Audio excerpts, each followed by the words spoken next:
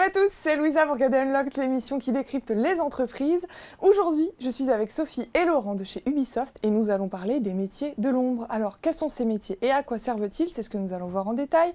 Mais sachez aussi que vous pouvez nous envoyer vos questions directement sur notre Insta en tapant jobteaser_fr. On répondra à vos questions en direct tout au long de l'émission. On est bien sur Unlocked et on passe tout de suite au Pitch Me That.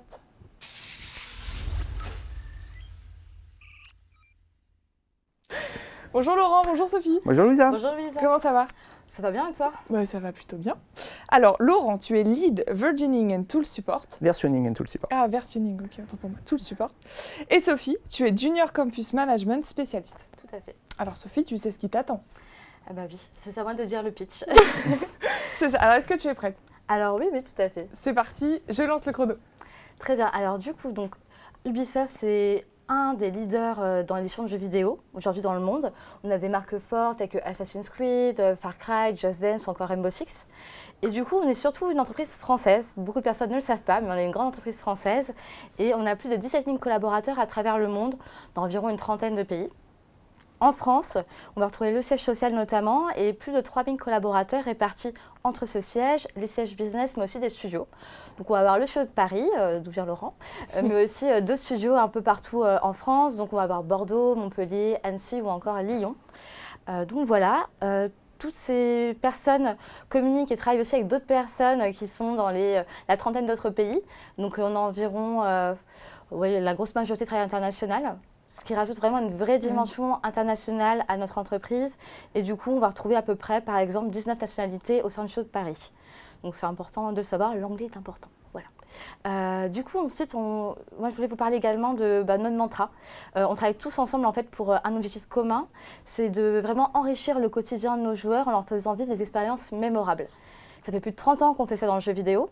Et puis quelques années, on commence à vouloir leur faire vivre d'expérience aussi via d'autres médias comme les films, les livres, mais aussi les parcs d'attractions. Voilà, on salue notamment notre partenaire, le Futuroscope. Donc voilà. Et du coup, tout ça, on peut relever ces défis parce qu'en fait, c'est une entreprise où tout simplement, on bouge beaucoup, on a un secteur très dynamique, en perpétuelle évolution. Et du coup, donc, on va également avoir l'innovation qui est au centre de tout ça. Cette innovation, elle se répercute sur des nouveaux métiers qui apparaissent et d'autres métiers qui évoluent. Et c'est pour ça qu'on est là aussi aujourd'hui avec Laurent, c'est pour vous parler de ces métiers un peu phares en production. Voilà. À ton avis, est-ce que tu as fait plus ou moins d'une minute? Je pense que j'ai fait plus d'une minute. Eh bah oui, tout à fait. C'est pas grave. Aujourd'hui, vous êtes à la recherche de profils juniors, mais aussi expérimentés, afin de supporter la croissance de vos productions de jeux. Alors, on va voir les profils que vous recherchez, mais aussi ce que vous proposez aux nouvelles recrues. On voit ça tout de suite.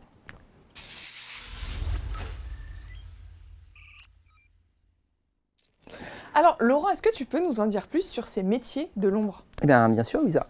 Alors, ces métiers de l'ombre, en fait, pourquoi on appelle ça des métiers de l'ombre? C'est parce qu'ils ont émergé et ils ont évolué dans le temps.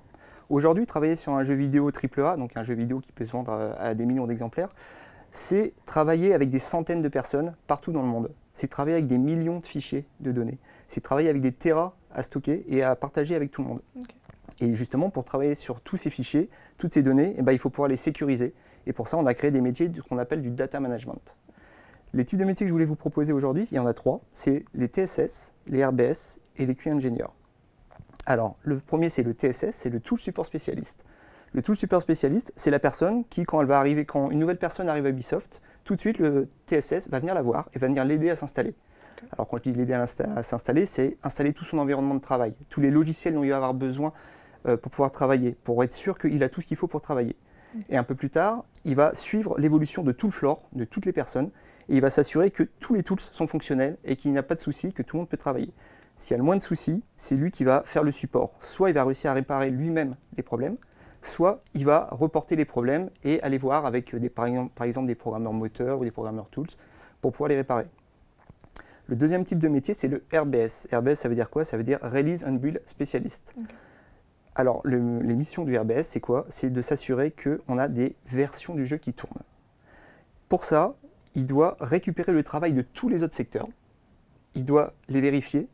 Il doit les transformer en format console ou en format, en les binarisant, en format ordinateur. Et il doit s'assurer qu'on peut créer des versions du jeu. Et ça, le plus rapidement possible pour pouvoir avoir, dès que quelqu'un fait un changement dans le jeu, on veut le voir le plus vite possible. Alors évidemment, tout ça, il ne le fait pas lui-même à la main, il crée des programmes, il crée des outils pour automatiser tout ce travail. Ok. Donc ça, c'est son cœur de métier. Il peut avoir par exemple des centaines de build machines, donc des PC en fait, qu'il peut piloter avec un build system, justement, avoir une puissance de calcul très forte pour faire plein de tâches. Il peut créer par exemple un éclairage toutes les nuits. Ça veut dire que toutes les nuits, il va faire des éclairages, enfin il va faire travailler des build machines pour qu'elles créent des éclairages. Voilà, ça c'était le RBS. Et le QA Engineer. Alors le QA Engineer, c'est un métier qui est encore plus récent. C'est un métier en fait pour avoir un maximum de cohérence sur les données. Ça veut dire quoi? Ça veut dire que le QA Engineer, il va créer des tests automatiques. À chaque fois que quelqu'un va faire un changement dans le jeu, va insérer une data, va insérer un programme, va insérer du graphisme, il y a des tests qui vont être lancés automatiquement sur des machines. Des tests qui sont automatiques. Par exemple, sur un jeu comme Watch Dogs, on va par exemple prendre la voiture d'un point A à un point B et la faire se déplacer automatiquement. Ok. Si la voiture arrive du point A au point B, c'est que théoriquement, le jeu n'a pas craché, il n'y a pas eu de problème à ce niveau-là. Voilà. Donc tous ces tests, il les fait en collaboration avec toutes les autres équipes et il doit les programmer. Il doit programmer un système qui permet d'automatiser les tests et il doit voir avec tous les autres corps de métier quels sont les tests qui sont intéressants à faire. Et quelle méthodologie de projet vous utilisez? Alors, il peut y en avoir plusieurs selon les projets. On utilise beaucoup le Scrum et on travaille par sprint et par milestone. Ok. Alors pour ces métiers de l'ombre, quels sont les profils que tu recherches, Sophie? Alors, on va avoir des profils assez différents selon le métier. Par exemple, sur le métier de TSS, donc tout support spécialiste, voilà, on va plutôt aller sur des profils Bac+2, Bac+3, qui sortent de BTS, informatique ou de DUT, ou licence professionnelle également. Concernant les autres métiers, donc plutôt QA Engineer et donc RBS, ça va plutôt être des profils ingénieurs, ou alors de Master 2 à l'université en informatique. Donc on va attendre de ces personnes-là quand même qu'elles ont un petit bagage en programmation, et en fonction du métier des missions, ces bagages devraient être de plus en plus importants et les langages vont aussi différer. Je te laisse peut-être nous parler un petit peu des langages peut-être que vous souhaitez. Et juste avant, vous proposez stage, alternance Alors, on va proposer vraiment plutôt des formats stage et des formats, enfin des postes, des postes juniors, donc en contrat. L'alternance ne s'adapte pas forcément actuellement à notre système de production, mais c'est quelque chose qu'on envisage pour les années à venir. Et pour les stages, tu m'as dit que vous embauchez? Alors, pour les stages, donc ça va être des stages de 6 mois, fin d'études généralement, parce que justement, derrière, on a comme habitude de recruter nos stagiaires en priorité pour des postes juniors. Donc environ, ces dernières années, on était sur du 80% de conversion de stage à contrat. Voilà. Okay. Alors pour les prérequis pour intégrer Ubisoft, Laurent, tu m'as dit il y a quand même des choses techniques à maîtriser. Oui, il faut quand même maîtriser un minimum de sujets de programmation pour ne pas arriver sans rien. Par exemple, un QA Engineer, quand il arrive, on aimerait bien qu'il maîtrise au moins le C++. Pour pouvoir justement travailler dans le moteur et faire des interactions entre le moteur et les tools d'automatisation qu'il va créer. Un RBS, c'est bien s'il maîtrise le C#, le Python, et en fait, selon les projets, il y a plein de langages de programmation qui peuvent arriver. Donc généralement, ce qu'on demande aux gens, c'est d'avoir des notions d'algorithmie, c'est-à-dire qu'ils sont à l'aise avec, on va dire, un peu tous les types de programmes. Et après, évidemment, à Ubisoft, on va les former, on va leur donner de l'expérience, mais qu'ils aient au moins cette base. Ça, c'est l'essentiel. Okay, c'est pour ça que vous faites une étude de cas, mais ça, on verra plus tard dans le process d'embauche. Il n'y a pas de prérequis, il n'y a pas besoin d'être un gros gamer ou de venir de l'univers du jeu? Non, alors il va y avoir quelques prérequis, mais ce n'est pas cela en tout cas. Donc il faut savoir que pour nous, il y a quand même un prérequis qui va être important, c'est la communication. C'est important que la personne sache communiquer, voilà, parce qu'on peut croire que la programmation, c'est dans son coin, mais pas du tout. En tout cas, sur ce métier-là, ce n'est vraiment pas le cas. L'anglais va être très important parce qu'on travaille en multisite. Tout à l'heure, je parlais d'international. Donc, il faut savoir parler en anglais avec tous ses collaborateurs qui ne sont pas forcément francophones. Et après, ce qu'on va demander, c'est ce petit bagage, en tout cas en C++ selon le métier ou en script selon les missions. Et alors, comment se passe l'intégration des nouvelles recrues ? Alors l'intégration, donc déjà tous nouveaux collaborateurs, qu'ils soient en stage ou pas en stage, il va y avoir une formation obligatoire à nos outils. Donc ça peut être Jira, Perforce, Confluence. Donc voilà. Ensuite, il a aussi une journée d'intégration RH et communication. On va lui apprendre les infos pratiques, lui faire visiter le studio, qu'il puisse aussi également connaître nos valeurs, qu'est-ce qu'on fait. Et surtout, pour les stagiaires, on a du coup mis en place la Studio Academy, qui est un programme boost pour l'intégration de la formation de nos stagiaires. Donc, ils vont avoir un mentor. Cette année, par exemple, c'est Karine, qui est l'ancien producteur de Just Dance et directeur support à la production, qui est leur mentor et qui, du coup, lors des mentoring sessions, va leur donner des conseils, répondre à leurs questions, les orienter, parce qu'il a vu beaucoup de métiers. Et également, on va avoir des studios on stage où les stagiaires vont présenter leur métier à leurs co-stagiaires pour leur donner envie peut-être de faire autre chose. Et aussi, pour finir, on va avoir des trainees time et un peu des discovery time où ils vont aller dans d'autres entités d'Ubisoft, soit plus business, soit notre laboratoire de user research, où ils vont pouvoir découvrir ce que font leurs camarades des autres entités. Et Laurent, j'imagine que tout au long de leur parcours, ils ont accès à des formations pour maîtriser les outils qui évoluent. Oui. En fait, on a, comme disait Sophie, là, il y a beaucoup de formations qui sont faites au fur et à mesure de leur évolution. Donc on ne leur donne pas tout d'un coup, évidemment. On voit selon les besoins, selon les points qu'ils doivent travailler. Il y a des formations Python, il y a des formations Perforce, il y a des formations Jira, il y a vraiment beaucoup de formations, plus des formations techniques. C'est-à-dire qu'on leur donne aussi des bonnes habitudes de travail avec le code, avoir des bonnes nomenclatures, avoir du code qui est lisible par tout le monde. Donc voilà, ils sont vraiment encadrés depuis le début. Et ils deviennent rapidement autonomes? Oui, c'est vraiment notre objectif qu'ils soient en stage ou en poste. L'objectif, c'est de le faire vite monter en autonomie, en responsabilité, lui donner des missions de plus en plus structurantes, on va dire. Et là-dessus, c'est vraiment notre mantra. En tout cas, on fait tout pour les accompagner. On ne va pas leur demander d'avoir un super niveau quand ils arrivent en junior, mais on va les y amener en tout cas. C'est vraiment notre objectif. Ouais. Et tu m'as dit aussi au téléphone, Sophie, que votre objectif, là, c'était d'attirer plus de femmes. Tout à fait. Alors déjà, plus globalement, dans les métiers de la programmation, malheureusement, il y a peu de femmes. Dans ces jeux vidéo, il y a encore moins de femmes. Et sur ces métiers-là, il y a encore moins de femmes. Du coup, oui, c'est vraiment notre objectif. Alors, les hommes sont aussi les bienvenus, hein, franchement, pour le coup. Voilà, on est dans une diversité globale. Mais c'est vrai que voilà, on aimerait avoir plus de femmes dans ces équipes parce qu'elles ont aussi des choses à apporter. Et voilà, on trouverait ça plus diversifié, d'avoir des femmes également dans nos équipes. On fait des actions pour ça. Notamment, on a lancé Ubisoft Future Women in Games il y a quelques mois où c'est un programme qui incite les étudiantes et les jeunes diplômés à faire de la programmation dans le jeu vidéo. Voilà, je vous invite à regarder sur notre site internet pour en savoir plus. Et alors, au sein d'Ubisoft, est-ce qu'il y a des événements? Tu m'as dit oui. Alors oui, il y a beaucoup d'événements au sein d'Ubisoft. À la sortie de chaque jeu, par exemple, on a des événements. Qui sont organisés par la communication, où on peut tous se déguiser, faire des photos, on peut tirer sur des sites pour gagner des lots. Enfin voilà, il y a vraiment plein. C'est fête foraine quoi. Voilà, c'est fête foraine, c'est ambiance game quand on décompresse de toute la session de jeux vidéo qu'on a fait et voilà. Et tu m'avais dit, ce qui est différent chez Ubisoft, c'est qu'on peut avoir accès aux derniers logiciels, aux dernières technologies. Oui, alors c'est un gros avantage à travailler à Ubisoft, c'est justement que sur ce type de métier, quand je parlais du RBS par exemple, pour avoir accès à beaucoup de build machines, avoir accès à beaucoup de machines sur le cloud ou avoir accès au dernier hardware, à la dernière techno, Ubisoft le propose. C'est-à-dire que quand on a un besoin en puissance de calcul, on peut l'avoir. Et ça, ça nous permet vraiment d'être libre dans notre création. C'est-à-dire qu'on peut se dire, voilà, je vais faire un process, je vais peut-être prendre 20 machines pour le faire. Ça peut sembler, voilà, mais oui, pas de problème. On a 20 machines, on peut faire ça et on fait gagner du temps à tout le monde et on améliore la qualité de nos jeux. Ok. Alors, on va profiter de votre expertise pour savoir comment réussir son entretien d'embauche. On voit ça en détail.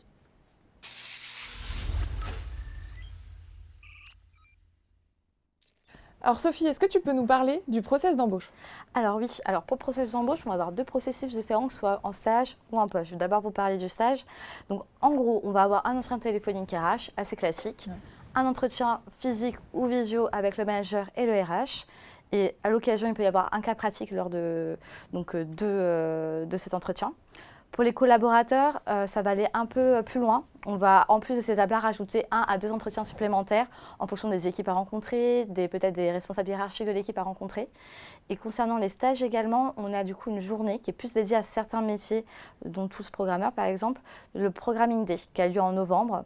Donc voilà, ils peuvent en entendre parler sur notre site internet. Les réponses sont assez rapides entre 2 entretiens? On essaye, vraiment, c'est notre politique. On essaie vraiment de réduire au maximum les délais de réponse, ou en tout cas, si jamais ça prend plus de temps, de vraiment tenir au courant le candidat et pas le laisser sans réponse pendant 2, 3, 4 semaines. Voilà. L'objectif, c'est vraiment de faire un retour. Laurent, il me semble qu'il y a un cas pratique à passer.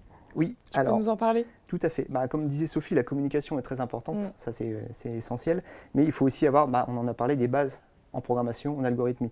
Le cas pratique, généralement, on donne un petit exercice à faire dans le langage du choix de la personne. Okay. Et le but, finalement, c'est pas le but, c'est vraiment d'expliquer la logique, comment il ferait l'exercice. Ça, c'est la base. Et après, s'ils sont vraiment forts en programmation, ils peuvent aussi essayer de l'optimiser. C'est-à-dire que certaines personnes peuvent proposer des solutions qui nous vont très bien. À partir de là, on se dit, oui, on a une base, il va falloir le former un petit peu, à aller un peu plus loin dans la programmation. Et d'autres personnes ont déjà un bon niveau en programmation, en optimisation. Et là, on se dit, ça, c'est peut-être un profil pour un QA ingénieur. Et comment faire la différence en entretien? Vous n'avez pas de communication, faut aussi... Est-ce qu'ils sont testés sur l'anglais?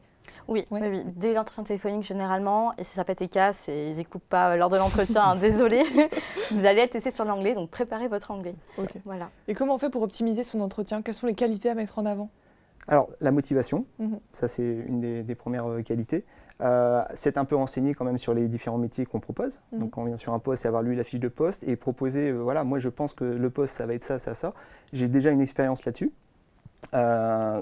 On a dit que le jeu vidéo, c'était pas fondamental d'être un gamer pour pouvoir venir, mais c'est quand même un plus parce Oui. que voilà, on est dans une ambiance jeu vidéo au quotidien, Mm. on parle beaucoup jeux vidéo, donc voilà, pour l'intégration, c'est quand même plus pratique. Pour les tests en anglais, généralement, on demande à la personne de parler du dernier jeu vidéo auquel il a joué en anglais. Ok. On essaye de trouver des sujets un peu Mm. détendants pour ce genre de choses, pas forcément se présenter en anglais, mais voilà. Voilà le type de choses. Ok. Sophie, quel est le minimum à savoir sur Ubisoft? Alors Ubisoft, déjà, c'est que la personne sache notre cœur de métier. Ça peut arriver que voilà, le candidat ne connaisse pas forcément notre cœur de métier et surtout qu'il s'intéresse vraiment à notre univers, qu'il ait au moins peut-être lu des articles ou joué une fois à un de nos jeux. Mm. Voilà, qui vraiment s'intéresse à ce qu'on peut faire à notre entreprise. Vous faites tous les deux passer des entretiens? Oui. On a tous Ouais. des questions phares qu'on aime bien poser. Quelles sont vos questions? Ah, les miennes, elles sont assez tricky. Non, alors moi, déjà, j'aime bien savoir quel dernier jeu qu'elles ont joué et ce qu'ils ont aimé ou moins aimé dans le jeu, juste Ok. pour avoir un peu leur analyse voilà, sur savoir comment ils réfléchissent et leur manière de communiquer. Et aussi, souvent, je reviens sur la fiche de poste et j'aime bien leur demander quelles sont les missions qu'ils mettraient en dernier sur leur to-do list. Ok. Donc voilà, ils arrivent le matin, ils sont pris en poste, qu'est-ce qu'ils mettraient en dernier? Souvent, ça peut déstabiliser certaines personnes, mais on voit les personnes voilà, qui sont assez franches et voilà, ça, c'est quelque chose que j'apprécie beaucoup. Qu'est-ce que tu poses comme question? Alors, je pose des questions pour détendre sur les jeux Ouais. sur lesquels ils jouent. Et après, on part un petit peu sur les métiers pour leur demander, je leur donne des cas en fait pratiques. Si, par exemple, vous avez cette action à faire, comment vous la feriez au mieux? Est-ce que vous développeriez un programme pour l'automatiser alors qu'il faut la faire qu'une fois? Est-ce que vous la feriez qu'une fois mais plus rapidement?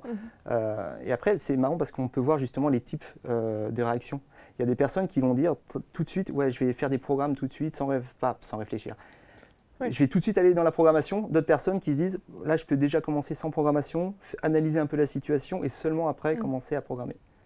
Avant que tu puisses les contacter pour les avoir au téléphone, forcément, il y a l'étape CV. Qu'est-ce que tu regardes sur un CV? Est-ce que vous attendez forcément un CV créatif?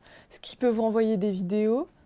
Alors, je vais peut-être faire tomber certains clichés, mais je ne vais pas forcément plus m'attarder sur un CV créatif, une jaquette de jeu vidéo ou un CV classique. Au contraire, les CV qui sont clairement présentés, c'est important parce qu'il faut savoir aussi qu'en tant qu'RH, on voit beaucoup de CV.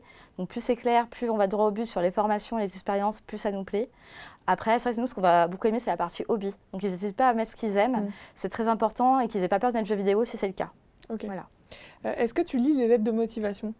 Alors, on n'en a pas toujours, Ok. faut le savoir. Donc c'est pas Après- obligatoire pour postuler? Non, c'est pas Ok. obligatoire C'est pas du tout. obligatoire. Ok. Après, s'il y en a, évidemment que je les lis et voilà, j'en tiens compte. Comment est-ce qu'on vient habillé pour un entretien? Comme là aujourd'hui, enfin vraiment comme vous êtes. Bon alors, évitez peut-être le t-shirt taché, mais Ça c'est sent déjà l'expérience, hein. c'est déjà arrivé. Mais sinon, voilà, vous pouvez venir comme vous êtes, par exemple venir en costume ou d'être bien habillé. Il faut tutoyer ou vous voyez en entretien? Il y a 2 écoles. Moi, je tutoie. Je sais pas toi. Tutoiement également. Et voilà. Ouais. Donc, Un dernier tip, la chose à ne pas faire en entretien, qui est rédhibitoire pour vous?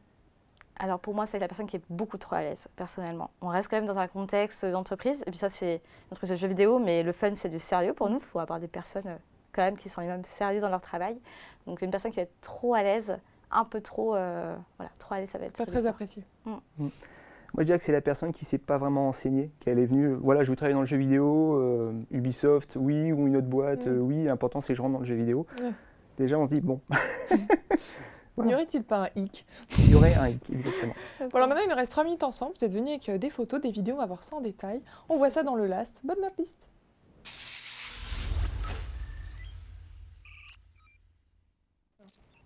Alors, on va voir les photos. Donc, ce sont des photos de vos locaux. Tout à fait. Alors, on va voir la première photo qu'on a vue. Vous pouvez regarder derrière. Donc, ça, c'est les ça, c'est d'accord. Ah oui, on est dans l'univers du jeu. Oui, alors là, voilà, il y a quelques bureaux qui sont comme ça. Ouais. Pas tous, mais voilà, il y en a quand même quelques-uns. On est un peu en concours même au niveau de l'étage RH du plus beau bureau. Ah. C'est une petite tradition. Ensuite, on a peut-être d'autres photos. Alors, ça, c'est une salle de réunion, c'est ça? Tout à fait, c'est nos salles de réunion qui sont plutôt bien équipé, Ouais. donc c'est pratique pour faire différentes visios. Ouais. Donc voilà. Ensuite, Là, c'est la cafétéria du premier étage. Bon, c'est un bout la cafétéria. Voilà, donc là, on peut manger, changer. Bon, il y a des petits déjeuners du lundi gratuits. Voilà, c'est plutôt sympa. Alors là, pareil, sur nos floors, vous pouvez voir des personnes qui travaillent sur un projet de jeu. ah oui, Il y a donc, plein de ok. choses. Alors là, c'est une salle de réunion. C'est moins jeu, on est moins dans l'univers du jeu là. Bah si, je pense que c'était Wildlands. C'est un peu Ah, là, ok. voilà, On le voit les côté sombreros. Amérique du suis Sud, très loin. faire nos jeux. Ouais, voilà. C'était Les l'univers américain. cactus. Ah oui, ok. Bon, là, on Pour voit moi. qu'ils travaillent du coup sur un Just Dance qui est sorti. Voilà, on voit tous les petits goodies concentrés. Mais alors, c'est Ouais. très calme, l'ambiance, l'atmosphère ou Honnêtement, ça dépend vraiment des Ouais. fleurs et des moments. Autant ça Ok. peut, voilà, on va notamment sur Just Dance, il peut y avoir beaucoup de musique Oui, parce qu'il y a c'est les chorégraphes et les danseurs. Comme ça peut être plus sérieux à certains moments où les gens sont bien concentrés. Ok, Voilà. on a d'autres images. Là, c'est le plateau RH. Voilà. Et là, c'est un petit endroit où il y a des réunions, mais aussi des fois des parties de RKB, Royal Rabbids Kingdom Battle. Vous Voilà. jouez souvent ou c'est Quand même, on va dire, ça dépend des équipes. pour pas dire beaucoup. C'est de temps en temps. En tout cas, de côté RH, peut-être un peu moins que. Ouais, bah, on C'est fait, ton on côté, fait des mais, petits tournois de jeu. Bah, puis faut on tester. joue ensemble, voilà, Ah oui. oui, bien sûr. Oui, il y a des battles, il y a des vrais tournois officiels. Ouais. Pas forcément que des jeux Ubisoft, mais voilà. Bon alors, on se quittera sur une vidéo. Mais alors, votre dernier mot pour les convaincre de vous rejoindre, ce serait lequel? Alors, moi, je dirais qu'à Ubisoft, il y a vraiment une très bonne ambiance. Mhm. C'est vraiment un plaisir, en fait, de venir travailler à Ubisoft. N'ayez pas peur de venir, parce que souvent, on se dit, voilà, je ne suis pas un expert en programmation, jamais je vais arriver à faire un moteur de jeu. C'est pas ce qu'on vous demande. On ne vous demande pas de venir et de savoir faire un moteur de jeu. Justement, on veut vous accompagner là-dessus. Il y a des métiers que vous ne connaissez pas, comme ceux qu'on vient de présenter, les TSS, les RBS, les Q-Ingénieurs. Et justement, on va vous aider à avancer dans ces métiers. Donc, si vous avez des bases de programmation, après, on peut vous aider. Alors moi, je suis complètement d'accord avec ce que Laurent a dit. Puis j'ajouterais, voilà, si vous avez envie d'international, de fun, mais aussi de sérieux, de challenge technologique, n'hésitez pas et rejoignez-nous. Bon, parfait. Merci à tous les deux d'avoir été présents, nous merci. avoir expliqué, nous avoir éclairé sur tous ces métiers de l'ombre sans jeu de mots. Chez vous, si vous êtes intéressé, vous pouvez postuler directement sur jobs.ubisoft.com ou sur jobteaser.com. Encore merci à tous les deux. Et puis, Merci à vous. comme annoncé, on se quitte sur une petite vidéo. À très vite pour un nouveau live.